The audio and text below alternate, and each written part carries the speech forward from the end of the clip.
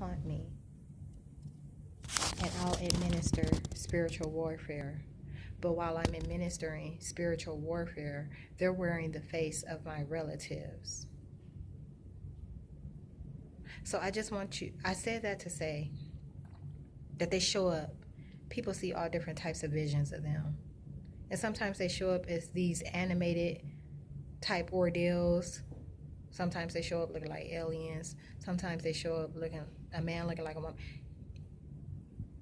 The reason they're showing up as my relatives is that's how they were trying to get their approval to kill my relatives. So when I spiritually warfare them and mess them up, they make it seem like I'm blowing the head of a relative off, or I'm putting the bullet through the head of a relative, when that's the furthest thing from the truth.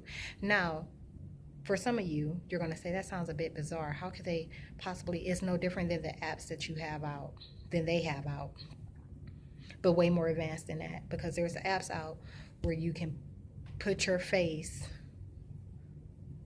put a man's face on a woman's face, and it'll look like a completely different person.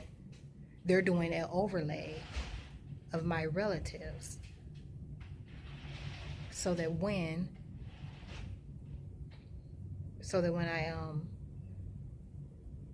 combat, argue, whatever the case may be, it looks like it's taking place with anyone, sometimes complete strangers. It looks like it's taking place with anyone but the individuals that it is, the ones that are orchestrating it, the government surveillancers. Those surveillancing me, they rarely, barely ever show their face. That's why I have to be specific when I'm fighting. I have to say things like, who are you? So a red flag goes up. Because they'll take this back to someone and say, look at what she did. Look at what she did today. Look at what she did today.